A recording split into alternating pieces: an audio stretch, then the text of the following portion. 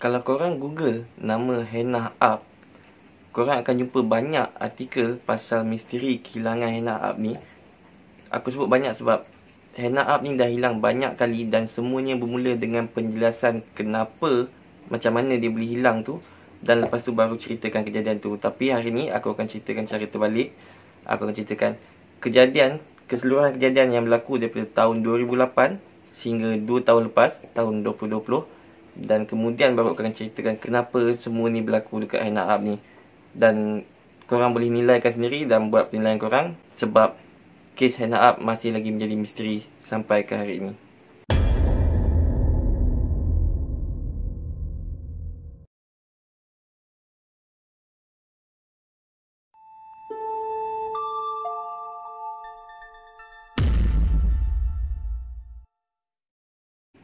Hai, Assalamualaikum dan selamat sejahtera. Selamat datang ke channel kami, In Case World.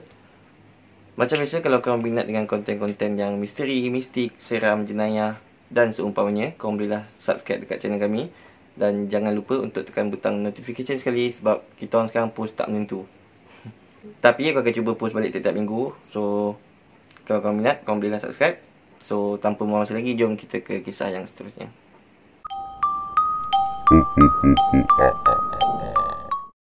Pada 16 September tahun 2008, Kapten Ferry di Staten Island, New York, tiba-tiba terperasan sesuatu apa-apa untuk mengambing di tengah-tengah lautan agak jauh daripada dia. Dan dia tak tahu benda tu apa, dia tak pasti objek tu apa, macam mungkin sampah-sampah atau apa.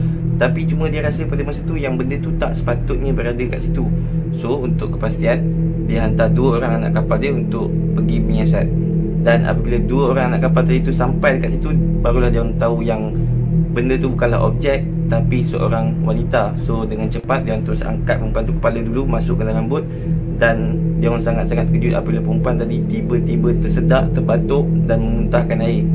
Dia orang terus bawa perempuan tu balik ke feri dan terus menghubungi 911.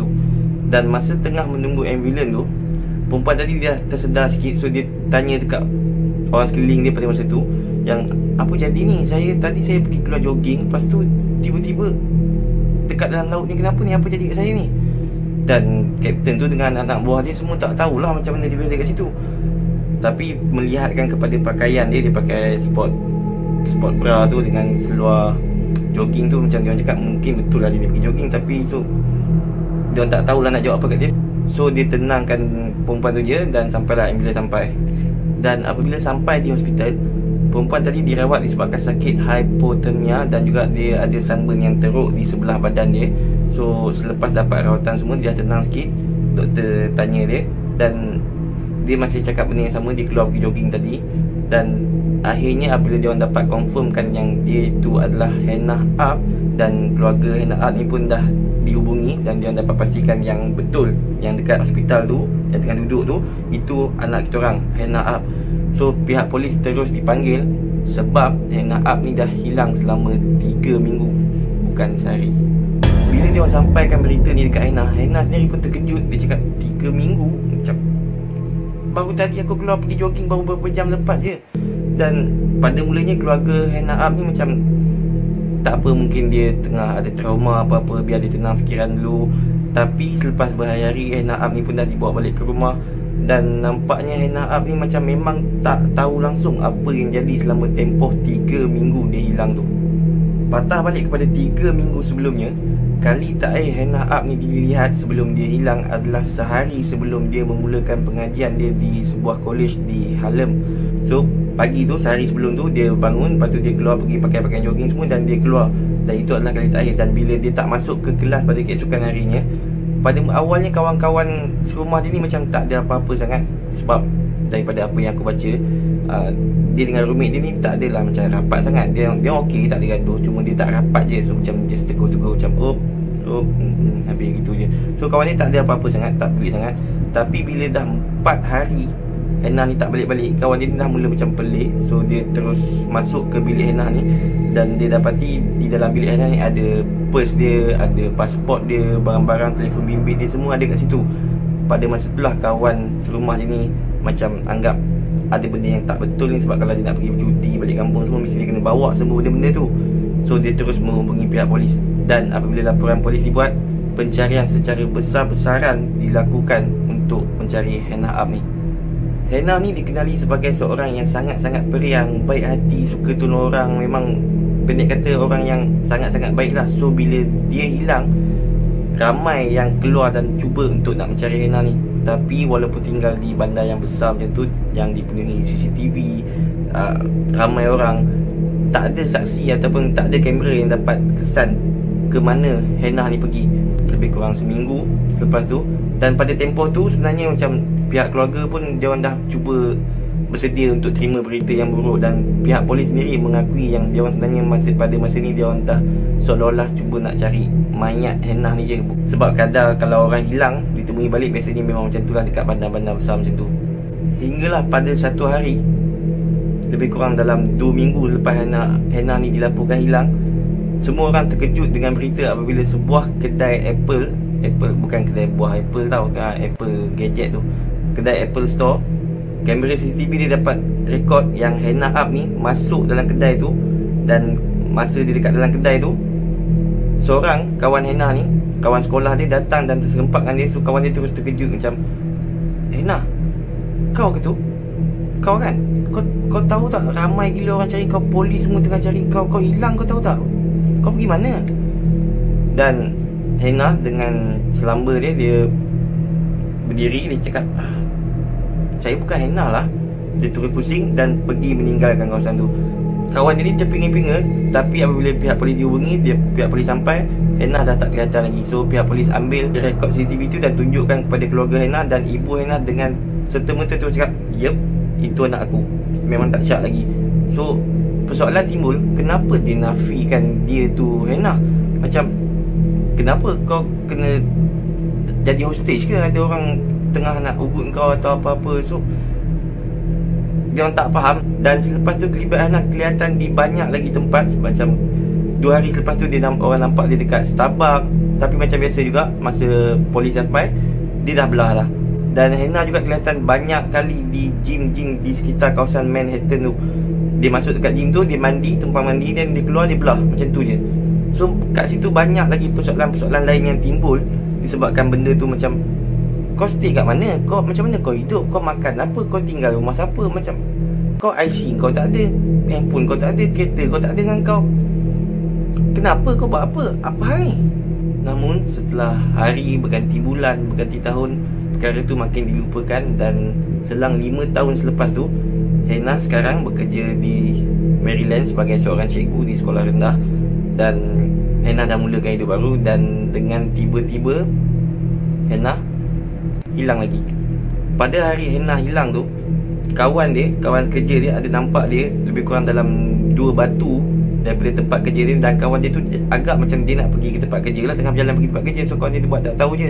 Tapi rupanya Hannah tak masuk hari tu. So bila Hannah tak masuk, dia orang terus cuba hubungi dia, tak berjawab. Dia orang pergi apartmen dia tak ada kat situ. Dan dia orang hubungi family dia, semua tak tahu Hannah kat mana. Dan macam 5 tahun sebelumnya, laporan polis dibuat lagi. So pencarian secara besar-besaran mula dilakukan lagi sekali.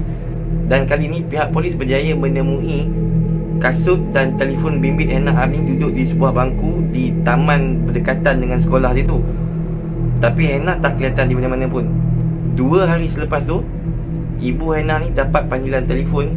Dan apabila ibu Hannah ni jawab telefon tu, teka Hannah yang telefon. Dan Hannah bagi tahu dia tak tahu dia kat mana, dia tak pasti, dia tak tahu apa jadi. Tapi dia okey. Dia okey je. So ibu Hannah terus hubungi polis. Dan pihak polis kesan telefon bimbit yang Hannah gunakan tu. Dan dia orang jumpa Hannah. Dan rupanya Hannah dia tersedar balik. Masa tu dia tengah terbaring dekat satu taman berdekatan dengan sebuah shopping complex. Dengan troli shopping complex tu terbalik sebelah dia. Dan dia tersedar gitu. So bila dia sedar tu, dia minta tolong orang yang ada dekat sekitar tu, minta telefon bimbit dia dan pinjam telefon bimbit dia untuk menghubungi ibu dia. Dan kali ni tak macam sebelumnya, Hannah dibebaskan awal daripada hospital. Sebab kali ni dia tak ada macam sakit teruk sangat macam sebelum ni. Disebabkan kehilangan Hannah yang kali pertama dulu dapat liputan yang sangat-sangat meluas. So yang kali kedua ni pun dapat liputan yang agak meluas lah. Dan netizen diorang pun tak kurang hebatnya juga macam netizen Malaysia. So ramai orang yang mula beranggapan yang tuduh Hannah ni macam dia ni berlakon ni, tak apa hal, nak attention lah, attention seeker lah, itulah inilah macam itulah. Walaupun family dengan pihak polis tak salahkan Hannah, dia orang just family dia mungkin faham, cuma lega dia sebab dia dah pulang.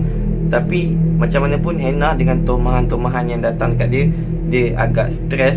So dia rasa macam dia nak mulakan hidup baru, tak nak dengar lagi dah semua. Dia tak nak dikenali sebagai seorang perempuan yang asyik hilang je.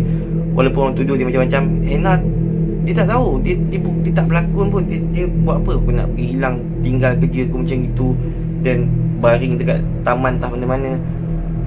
Tapi walau macam mana pun, dia tak boleh buat apa-apalah mulut orang kan.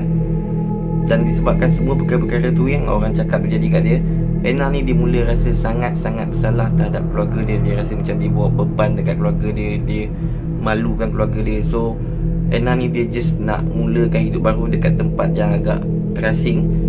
Jadi setahun selepas kejadian di Maryland tu, yang dihilang untuk 2 hari tu, Hannah berpindah ke Virgin Island di Amerika Syarikat. Dan dia bekerja sebagai cikgu juga di sekolah rendah Montessori School, yang dia mengajar budak-budak antara umur 3 hingga 6 tahun. Dan guru besar di situ, dekat sekolah tu, bagi tahu yang kalau ada dia orang ibu bapa buat tour nak tengok sekolah tu, kelas pertama yang dia akan pergi adalah kelas Hannah. Sebab Hannah ni seorang cikgu yang sangat-sangat baik. Dia cikgu contoh lah kat situ. Dia bukannya cikgu yang bagus je, tapi dia cikgu yang sangat-sangat berdedikasi. Dia sayang anak murid dia, dia suka kerja dia. So nampak macam Hannah ni memang dah berjaya melepasi fasa-fasa teruk dalam hidup dia. So maksudnya dia dah boleh move on lah. Tapi pada bulan September tahun 2020, Hannah hilang lagi untuk kali yang ketiga. Cuma kehilangan Hannah untuk kali yang ketiga ni agak unik sikit. Sebab sebelum Hannah hilang tu, ribut taufan kategori kelima dijangkakan bakal melanda dekat daerah tempat Hannah tu tengah tinggal, tempat sekolah dia tu semua. Dan kawan-kawan Hannah, cikgu-cikgu lain, penduduk kat situ, ramai kebanyakannya keluar daripada Virgin Island tu untuk selamatkan diri. Tapi walau macam mana pun, Hannah dia tak nak keluar. Dia dan ada beberapa orang penduduk situ lagi nak mengharungi ribut taufan tu. Dia orang nak cuba tinggal stay kat situ lah. 5 hari sebelum ribut taufan tu melanda, penduduk-penduduk yang cuba nak mengharungi ribut tu, dia adakan meeting. Dan ketika meeting tu, Hannah tak kelihatan. Dia tak sampai pun, dia tak tunjuk muka pun. Dan kali terakhir Hannah tu lihat adalah ketika dia sedang mengemas kelas dia tu, cuba nak buat preparation untuk persediaan menghadapi ribut taufan tu. So kawan-kawan dia, penduduk-penduduk tempat ni terus cuba cari Hannah sebelum ribut taufan sampai. Dan salah seorang kawan Hannah ada kat situ, dan dia bagi tahu yang dia tahu kat mana Hannah ni selalu lepak. Tempat Hannah paling suka adalah di pantai Sapphire. So dia orang pergi kat situ, dan ternyata kereta Hannah ada kat situ. Dan dalam kereta dia orang jumpa purse dia, telefon bimbit dia dengan duit dalam dompet itu ada beratus-ratus. Tapi Hannah tak ada kat situ. Dan pakaian Hannah dijumpai terletak di sebuah bangku yang terletak di tepi pantai di Sapphire Beach. So macam sebelumnya, laporan polis terus dibuat dan pengawal pantai melakukan rondaan besar-besaran dekat laut di sekitar tu. Tapi walau macam mana pun, dia orang cuma dapat cari untuk sehari 2 je. Sebab dia orang terpaksa balik ke pantai. Sebab ribut taufan tu memang dah hampir sampai kat dia orang. Dan Hannah masih lagi tak ditemui sampai ke hari ini. Ada part yang aku tinggalkan dengan sengaja dalam cerita ni. Kan ingat bila aku beritahu yang aku akan ceritakan cerita ni dalam keadaan cerita yang terbalik. Sebab sebenarnya masa Hannah tu hilang kali pertama, Hannah ni tak dapat ingat, dia orang dah pelik semua. So ujian klinikal dilakukan ke atas Hannah untuk melihat sama ada Hannah ni ada masalah mental ke apa. Dan ternyata Hannah didiagnosis dengan penyakit gangguan identiti disosiatif. Penyakit ni dia akan menyebabkan pesakit tu, kalau dia akan mengalami, bila dia macam, dia akan lupa, dia macam amnesia, dia hilang ingatan. Tak ingat dia siapa, dia tak tahu dia macam mana, tapi dia tak lupa macam mana cara untuk hidup. Salah satu contoh yang aku boleh kaitkan, aku rasa ialah cerita Jason Bourne. Kalau korang tengok cerita tu, kan, dekat mana di pelakon utama dia tiba-tiba tersedar dan tak tahu dia ni siapa apa. Tapi dia tak lupa latihan yang dia dapat sebelum tu. Macam boleh ocak-ocak macam tu, boleh berlawan-lawan orang, tapi dia tak tahu dia siapa. So disebabkan ni, untuk kali pertama dan kali kedua masa Hannah ni hilang, mudah dia orang nak kaitkan yang Hannah ni sebenarnya mengalami keadaan fugue. Keadaan fugue tu masa dia tengah lupa diri tu lah. So Alhamdulillah dia dapat ditemui dengan selamat. Dan nampaknya kali ni pun, untuk kali ketiga ni pun, mungkin Hannah tu dalam keadaan fugue dan masa tu lah ribut sampai dan dia terus hilang. Tapi walau macam mana pun, ada juga orang yang beranggapan sebenarnya Hannah ni dia nak larikan diri. Dia dah tak nak hidup macam tu. Sebab tu dia dah plan untuk hilangkan diri dia. So bukan dia mengalami keadaan fugue tu pun. So aku tak pasti, aku tinggalkan korang untuk menilai sendiri apa yang terjadi dekat Hannah ni. Dan terutamanya apa yang terjadi dekat Hannah ni untuk kali ketiga ni, sebab dia masih lagi tak ditemui sampai hari ni. So korang boleh komen kat bawah. Aku akan cuba baca komen korang satu persatu, InsyaAllah. Dan macam biasa, kalau korang berminat dengan konten-konten yang misteri, mistik, seram, jenayah dan seumpamanya, korang boleh subscribe dekat channel aku. Dan aku akan cuba post balik tiap-tiap minggu macam sebelumnya. Sebab sebelum ni aku ada problem sikit, aku ada kemalangan, tangan aku patah. So walau macam mana pun, terima kasih kepada semua yang dah subscribe ke channel aku. Masih banyak. Kepada sesiapa yang nak contact aku, korang boleh hubungi aku dekat Instagram aku, dekat ataupun Facebook aku. Kedua-dua nama aku untuk dua-dua akaun ni adalah sama, Key in Case. Dan aku juga ada akaun TikTok yang pakai alias yang sama, iaitu Key in Case. So tak kisahlah korang daripada korang kenal aku dekat YouTube ataupun TikTok, aku ucapkan banyak-banyak terima kasih kepada semua yang dah support. Masih banyak-banyak. So jumpa lagi di video seterusnya. Assalamualaikum dan selamat sejahtera.